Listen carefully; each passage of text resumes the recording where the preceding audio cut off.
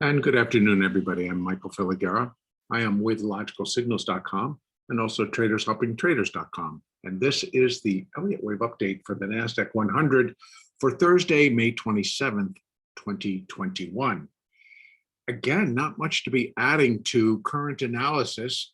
We continue to trade in what I refer to as a box of doom, which is just nothing more than just range-bound trading, although that range did expand today, which did provide some good trading opportunities and the ability to make a bit more money than yesterday.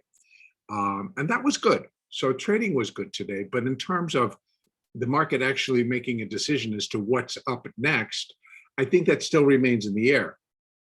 Like I said, we did see where the market did come down and create a new low below what we saw yesterday, but not back down to 13,603. And I thought we were going to get close today. We got down to about 3620, or excuse me, 13,620, and might even be a little bit lower. No, it's still the same. So we need to leave that open as this continued corrective pattern just kind of goes up and then, goes up in three, comes down in three, goes up in three, which is more of a triangle type pattern. But I had felt that when it kind of flipped lower early this morning, that was it. And that we were, going to go down, finish this corrective pattern, and then start to rally higher. And in fact, even, right after the opening, when we got down to, I think, 22, no, we didn't even get that low. This is all pre-opening.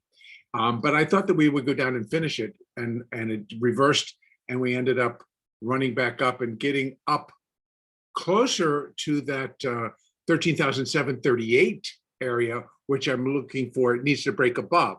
So it continues to stay within that range that it produced from the beginning of the week. And so now we're on day 4 of being range bound. And tomorrow, unless we have something that's going to break it, could be day 5. So it could be a week of just sitting between, in this case for the NASDAQ, 13,739, I'm going to call it, and 13,600. So it's still, it's up like 125 points, 130 points. So yeah, it's a decent range if it did it all in one day, but it's not. And today, the NASDAQ was higher at certain points, but basically did not respond as well as the other markets in terms of moving higher and staying higher, with the Dow being up 272 as I start to make this update, and the S&P up 17 and a quarter. So those markets are back into what, moving higher, where the NASDAQ seems to have stalled out. I'm not sure what it's waiting for, but the buyers remain there, and the buyers continue. The minute it sells off, they come step right back in and they buy it right back up. So that remains the same. So we shall see. So right now we continue to have the possibility of either side. If it breaks above 13,738, excuse me, is it 38? No, 17,030, excuse me on that. Then I'm going to be more convinced that we are now into the next sequence higher, which will be a 5-wave structure, which would likely take us up into at least this zone, 13,800 to 13,850. That area is the next zone that I think should be hit. And then that really, I don't think is going to complete maybe much more than just this third wave. I will have to move this third wave over because initially, or eventually, I should say, I'm looking for this to form 5 waves up and to break and move to new highs above 14,064. That's the plan. And we'll get into more of that as we finish this third wave. So I don't think the third wave is over.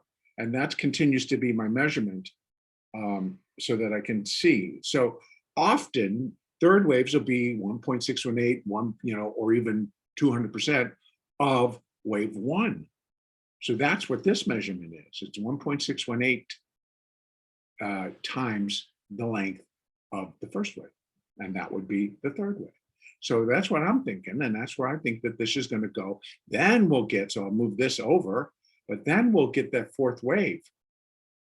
So I think this is just an internal little fourth wave within this third. But stranger things have happened, and we're going to see, and we're going to let the market tell us. And then we'll be able to be more definitive on the label. Now, downside, I think, continues to be held here at 13,600. We've been unable to even, and we were coming within 20 bucks, but that's nothing for the NASDAQ. So it continues to be very, very well supported. And I actually don't really have any idea as to why it's being held in this range, but that's what's happening right now.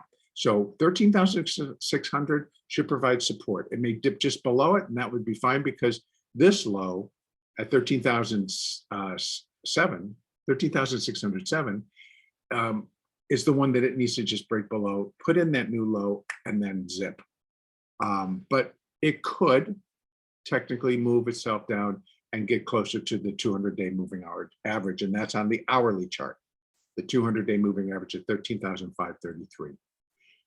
Outside of that, if it breaks above 13,730, then I'm going to be looking for it to eventually work its way up into this zone. And I think that once this buy-in, the breakout happens, it's going to just attract a lot more buyers. They're going to want to move in, because it's finally, we're getting that move, and they're going to want to participate in that. So that could be one reason why it kind of just keeps holding here, and the buyers don't come in and push it, because every time they try, they sell it off. So we've kind of got the little battle going in between here, and it could be doing nothing more than consolidating. And then on a different chart, the point of control, for those of you that do know and study those, is really where most of this trade is happening, right up above and below that value area.